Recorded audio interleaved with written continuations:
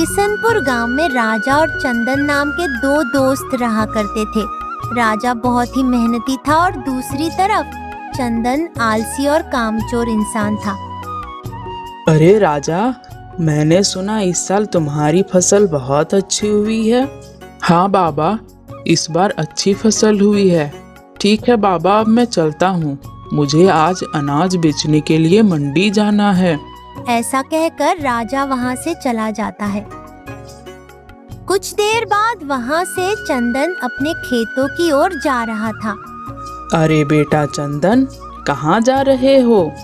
बाबा, खेत में फसल कटी पड़ी है, उसी को बोरियों में भरकर जल्दी से मंडी लेकर जाता हूँ बाबा।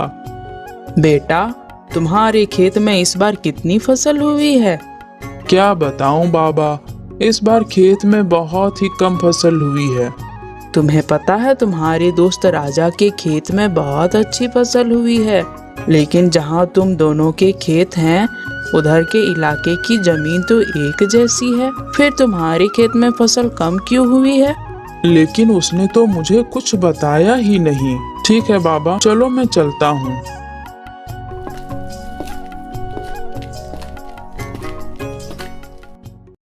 आपको इस बार फसल में नुकसान क्यों हुआ है? मुझे सब पता है, क्योंकि आप खेत में मेहनत नहीं करते हो। आपका जब मन होता है तभी खेत जाते हो, और अगर ऐसा ही चलता रहा तो हर बार फसल में इसी तरह का नुकसान झेलना पड़ेगा हमें। अरे इसमें मेरी क्या गलती है? मुझसे जितना होता है मैं उतनी मेहनत करता तो हूँ, और जितना नसीब में होता है वो मिल जाता है। अब तुम ही बताओ, मैं इसमें क्या कर सकता हूँ? अपनी खेत बेचकर राजा के पास वाली जमीन खरीद लो और राजा से कहो कि दोनों साथ मिलकर पूरी जमीन पर काम करेंगे, और जो भी मुनाफा होगा दोनों बराबर बांट लेंगे। अरे हाँ, ये बात तो सही कह रही हो तुम। मैं कल ही राजा के पास जाकर इस बारे में बात करूँगा, और मुझे विश्वास है राजा मेरी बात जरूर मान लेगा।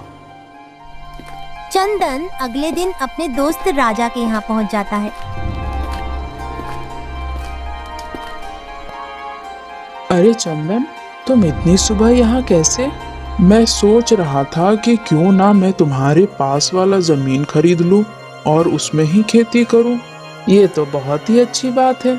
लेकिन अगर तुम्हें ऐतराज ना हो तो हम दोनों मिलकर एक साथ खेती करें, क्योंकि अलग अलग मेहनत करने से अच्छा है दोनों एक साथ ही मेहनत करें।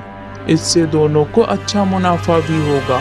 मुझे इस बात से कोई ऐतराज नहीं है, लेकिन पहले जमींदार के पास चलकर जमीन को खरीदने और बेचने की बात करनी होगी, क्योंकि वो जमींदार साहब की जमीन है। फिर दोनों जमींदार के पास जाते हैं और चंदन अपने खेत को जमींदार के खेत से बदलने की बात करने लगता है। चंदन, तुम्हें मेरा खेत लेना है तो ठीक है, लेकिन तुम्हें पहले 20,000 रुपये देने होंगे, फिर मैं अपना खेत तुम्हें दे दूंगा। ठीक है जमींदार साहब, चलो आप 20,000 और ले लेना, लेकिन अपनी जमीन मुझे दे देना। फिर चंदन जमींदार से उसकी जमीन खरीद लेता है और अपनी जमीन जमींदार को बेच देता है। ऐसे ही कुछ दिन बीत जाते हैं। सुनो चंदन, हमें कल खेतों की जुताई करनी होगी, इसीलिए कल सुबह तुम तैयार रहना खेत आने के लिए। चंदन इस बात को सुनकर खेत में काम करने से बचने के लिए बहाना ढूंढने लगता है। अरे सुनो, आज मेरे ससुर जी का देहांत हो गया है और मुझे 3 दिन के लिए उनके वहाँ जाना पड़ेगा। अगर मैं वहाँ नहीं गया तो अच्छा नहीं लगेगा ना। हाँ चंदन, ये बात तो सही है, वो तुम्हारे पिता के समान है, तो तुम्हें वहाँ जाना ही चाहिए। तुम बेफिक्र होकर चले जाओ, खेत का काम मैं कर लूँगा। मुझे तो ऐसा लग रहा था कि तुम इस बात के लिए बिल्कुल नहीं मानोगे। तुम सच में मेरे बहुत अच्छे मित्र हो। क्या बात है, आप इतना परेशान क्यों दिख रहे हैं? अरे कुछ नहीं, चंदन अपनी पत्नी के साथ उसके मायके गया हुआ है और खेत में बहुत काम पड़ा है। अरे तो इसमें परेशान होने की क्या बात है, मैं आपके साथ खेत पर हाथ बटा दूंगी। ऐसे ही कुछ दिन बीत जाते हैं और जब भी खेत में कुछ काम हुआ करता था तो चंदन हमेशा कुछ न कुछ बहाना बना दिया करता था। इसीलिए राजा बेचारा अकेला ही खेतों का काम करता रहता था। सुनो जी, जैसे ही आपको खेत में कोई काम होता है, चंदन कुछ न कुछ बहाना जरूर बना देता है। मुझे तो लगता है कि वह काम से बचने के लिए जानबूझकर बहाने बनाता है। कभी शहर चला जाता है, कभी अपनी पत्नी के मायके चला जाता है, और तो और कभी तो वह बीमारी का बहाना बना लेता है। ये तुम क्या बोल रही हो? अरे चंदन मेरे बचपन का दोस्त है, वो मुझे कभी धोखा नहीं दे सकता। आपको मेरी बात पर विश्वास नहीं होता है ना? देख लेना, एक दिन आपको सच पता चल ही जाएगा। फिर कुछ दिनों बाद फसल तैयार हो जाती है। फसल की कटाई के लिए राजा चंदन के घर जाता है। चंदन, चलो आज हमें फसल की कटाई करनी है। अगर आज फसल को नहीं काटा तो कल से फसल खराब होनी शुरू हो जाएगी। हाँ ठीक है भाई, चलो मैं तैयार हूँ। फिर दोनों खेत के लिए निकल जाते हैं और पूरी फसल को काटकर बैलगाड़ी में भर लेते हैं। चंदन, मुझे अपनी पत्नी को डॉक्टर के यहाँ ले जाना है। तुम एक काम करो, इस फसल से भरी बैलगाड़ी को अपने घर ले जाओ। मैं कल आऊँगा और फसल को मंडी में बेचकर जो भी मुनाफा होगा दोनों आधा आधा बांट लेंगे। ठीक है, तुम चिंता मत करो, तुम बिल्कुल बेफिक्र हो जाओ, मैं फसल को घर ले जाऊंगा। चंदन सारी फसल को बैलगाड़ी में भरकर घर ले जाता है। सारी फसल को यहाँ क्यों लेकर आए हो? अरे भाग्यवान, राजा अपनी पत्नी को लेकर डॉक्टर के पास गया है। कल जब वो आएगा तब हम दोनों मंडी जाएंगे।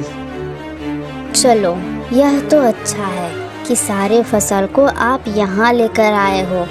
मेरे पास एक तरकीब है जिससे फसल भी हमारी हो जाएगी और किसी को पता भी नहीं चलेगा। बताओ तो, ऐसी कौन सी तरकीब है और यह सारी फसल हमारी कैसे हो जाएगी? आप सारी फसल अंदर वाले कमरे में कुछ दिन के लिए रख दो और कल सुबह जब राजा आएगा तो उससे कह देना कि मैंने तो सारी फसल घर के बाहर रखी थी, पता नहीं सारी फसल कौन चुरा ले गया। इसमें आपका दोस्त कुछ कर भी नहीं पाएगा। यह बात तो तुम बिल्कुल सही कह रही हो, उसको हम पर शक भी नहीं हो पाएगा। फिर दोनों मिलकर सारी फसल को कमरे में छुपा देते हैं। अगले दिन राजा चंदन के घर पहुंचता है। चंदन, चलो फसल को मंडी में बेच आते हैं। हाँ भाई, चलो चलो। जब वो दोनों घर के बाहर जाकर देखते हैं तो वहाँ फसल दिखाई नहीं देती है। हे भगवान, यहाँ से सारी फसल कहाँ गई? अरे मैं तो बर्बाद हो गया। ये तुम क्या बोल रहे हो? मुझे कुछ समझ नहीं आ रहा है। मुझे लगता है चोरों ने हमारी सारी फसल चुरा ली है। अरे तुमने फसल को बाहर ही क्यों रखा था? चंदन, तुमने ये क्या किया? पूरे साल की मेहनत और फसल को तुमने चोरों के हवाले कर दिया। मुझे तुम पर बहुत भरोसा था, तभी तो फसल तुम्हें घर लाने दी थी। तुमने सारी मेहनत पर पानी फेर दिया चंदन। ये तुम क्या कह रहे हो? अरे उस फसल में मेरा भी तो हिस्सा था, नुकसान तो मेरा भी बराबर का हुआ है। तुम सही कह रही हो, चोर तो हम दोनों का हिस्सा चोरी करके लेकर गया है। अब इसमें तुम कर ही क्या सकते हो? भगवान ने जो किस्मत में लिखा था वह तो होना ही था। ऐसा कहकर राजा अपने घर चला जाता है। घर पहुंचकर ये सारी बातें राजा अपनी पत्नी को बता देता है। वो चंदन जरूर आपको बेवकूफ बना रहा है। साल भर मेहनत हमने की और सारा मुनाफा वो खुद रखना चाहता है, इसीलिए फसल चोरी होने का बहाना बना रहा है आपका दोस्त। ये कैसी बातें कर रही हो तुम? चंदन मेरे साथ कभी ऐसा नहीं कर सकता। लेकिन तुम्हारे दोस्त ने ऐसा ही किया है, उसने तुम्हें धोखा दिया है। बेफिजूल की बातें करना बंद करो। नुकसान सिर्फ हमारा नहीं, चंदन का भी हुआ है। और अगर उसने मुझे धोखा दिया भी होगा तो उसे उसकी सजा जरूर मिलेगी। तुम बेकार ही परेशान हो रही हो। लेकिन अब हम क्या करेंगे? हमारा घर कैसे चलेगा? कुछ न कुछ तो करना पड़ेगा। अभी खेत में फसल तो लगा नहीं सकते, तो क्यों ना आप खेत में सब्जियां लगा लो, उनको ही बेचकर अपना गुजारा कर लेंगे। तुम ठीक कहती हो, मैं कल से ही काम पर लग जाता हूँ।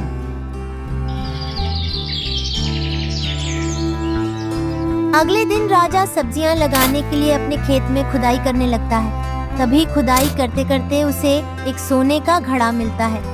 अरे ये तो सोने का मटका है, इसको यहाँ पर किसने रखा होगा? उसके बाद राजा घर जाकर सारी बात अपनी पत्नी को बता देता है और सोने का मटका भी दिखाता है। यह सब भगवान की ही कृपा है। आपको आपकी मेहनत का और सब्र का फल मिल रहा है। दूसरी तरफ चंदन ने जो फसल राजा से झूठ बोलकर छिपाई थी, उसकी सारी फसल खराब हो गई। यह सब देखकर चंदन बहुत दुखी होता है। काश मैंने अपनी पत्नी की बात नहीं मानी होती, तो आज मैं इस फसल को अच्छे दामों में बेच देता। यह सब मुझे झूठ बोलने और मेरे दोस्तों को धोखा देने का नतीजा मिल रहा है। हे भगवान, मुझे माफ कर देना।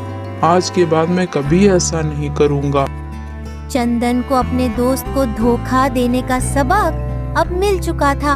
वही दूसरी तरफ राजा को उसकी मेहनत और सब्र का फल मिल चुका था। राजा अपनी पत्नी के साथ अब खुशी खुशी रहने लगाता है।